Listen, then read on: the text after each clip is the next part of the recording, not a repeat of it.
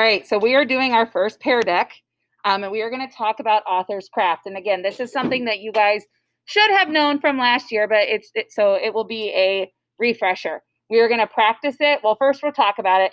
Then we're going to practice it with a story that's on this PearDeck, and then you guys are going to practice it with Telltale Heart from yesterday.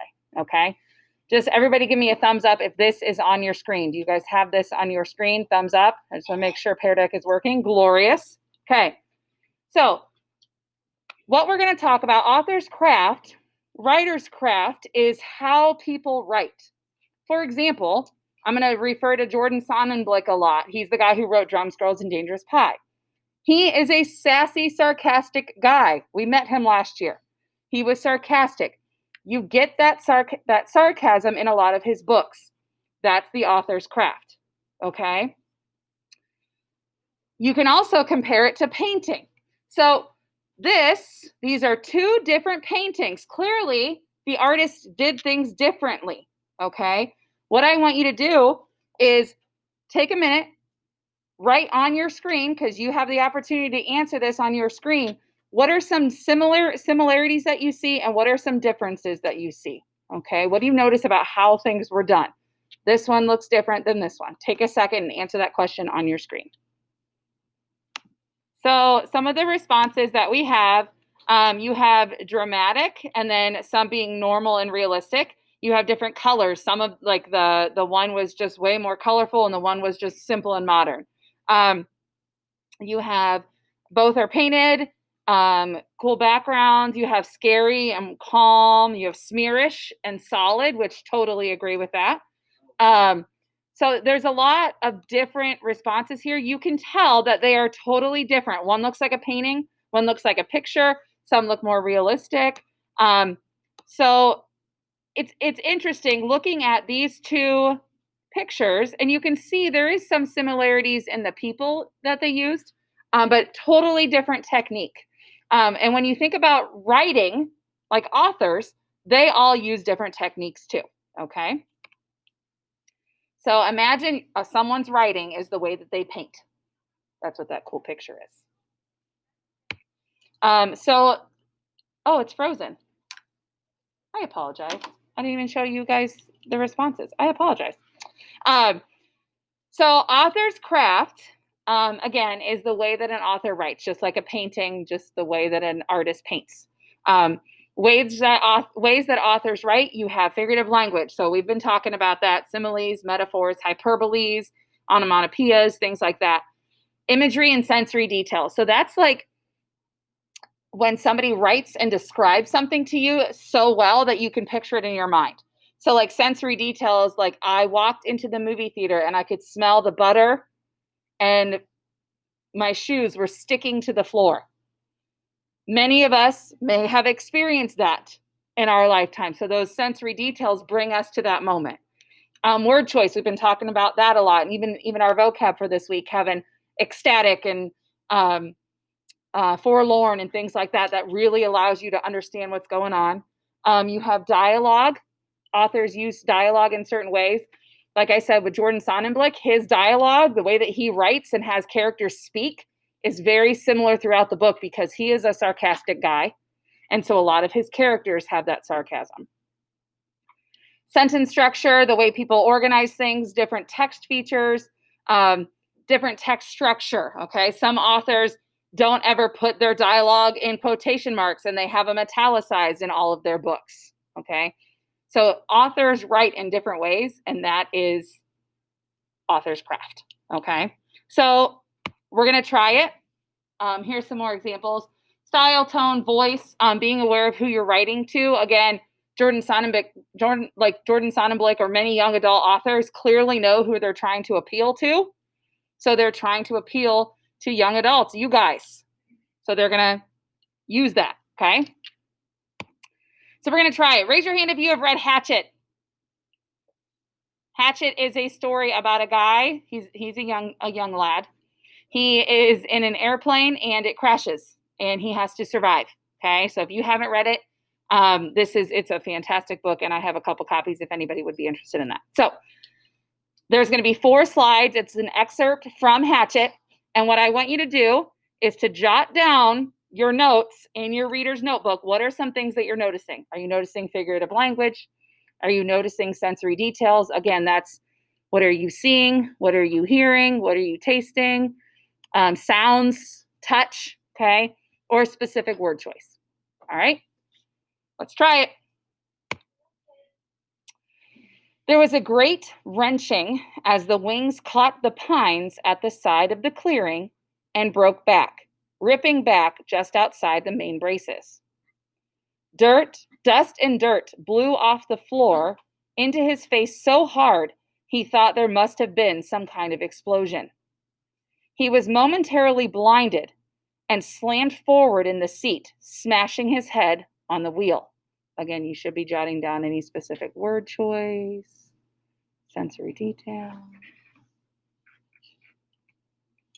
Then, a wild crashing sound, ripping of metal, and the plane rolled to the right and blew through the trees, out over the water and down to slam into the lake, skip once on the water as hard as concrete, water that tore the windshield out and shattered the side windows, water that drove him back into the seat. Somebody was screaming as the plane drove down into the water. Someone screamed tight animal screams of fear and pain, and he did not know that it was his sound, that he roared against the water that took him, and the plane still deeper down into the water. He saw nothing, but sensed blue, cold blue-green, and he raked at the seatbelt catch, tore his nails loose on one hand.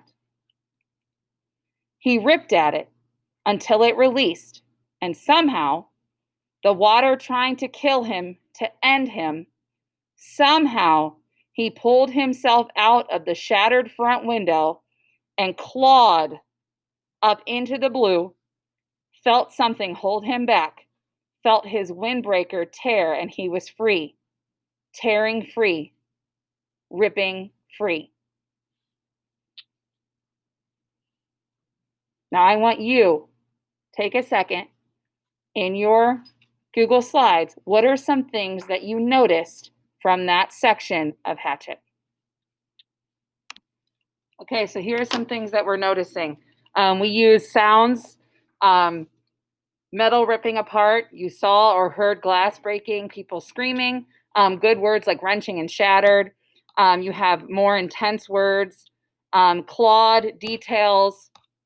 Again, there's shattered. You have ripped the seatbelt. Strong words. There's a metaphor when he heard a weighing sound. So yes, absolutely correct. So one other thing that I noticed, and I'm going to just quickly show you guys, it's going to flow through on your screen here. Even right here, that is all one sentence. He uses commas. Gary Paulson is the author of Hatchet. He uses commas to kind of keep the action flowing while he's going through this plane crash, right? All this crashing sound, ripping of metal, plane rolled to the right, blew through the trees. It's a constant things happening.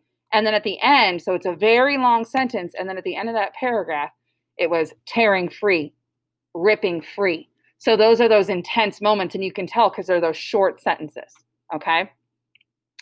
Now, what I want you to do is take a second and open up Telltale Heart and try it with Telltale Heart. Can you find any figurative language? Because there's a lot in there. What are some pieces of figurative language that Edgar Allan Poe used while he was writing Telltale Heart? Okay, I'll give you a second and see what you can find.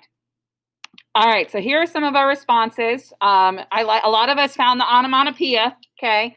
The thumping of the heart, and you have good words like mortal and stifled, thump, thump, thump. So, yes, good job. So, are you noticing, like you can notice how people choose to write in certain ways, okay? I showed you yesterday the actual version of Edgar Allan Poe's Telltale Heart, and you guys could see the super big words that he chose. You could tell that it was written in that old-timey, old-fashioned style, because it was from the 1800s, right? Clearly, the Telltale Heart that we read yesterday was adapted for a classroom, yes. But either way, looking at the way an author writes is important to understanding what you're reading, okay? Why do you think he used figurative language? Like, specifically, why did he use that thump, thump, thump, thump, thump, thump? Why did he choose to use that? Let's talk. Yes.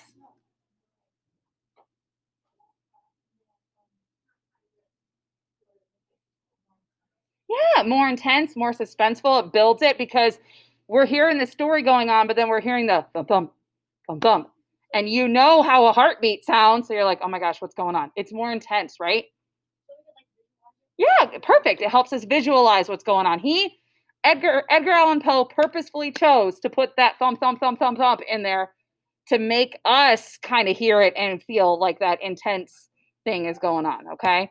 So just a little ending note. Author's craft is everywhere. It's not just in books. You can hear it in songs. Like Taylor Swift, she uses a lot of figurative language in hers. So does Katy Perry. Okay. Certain people write in certain ways, and just kind of pay attention. Like if you have a favorite musical artist, what do their songs kind of have in common? What are some ways that you know those are their lyrics? Okay. Movies. Authors can choose to do certain things with certain movies, and maybe you notice, oh, there's this director again. You can tell. Like you guys know, I love Harry Potter. Harry Potter changed directors through it, and you can tell that the directors changed, okay? Because that was their craft. All right. All right.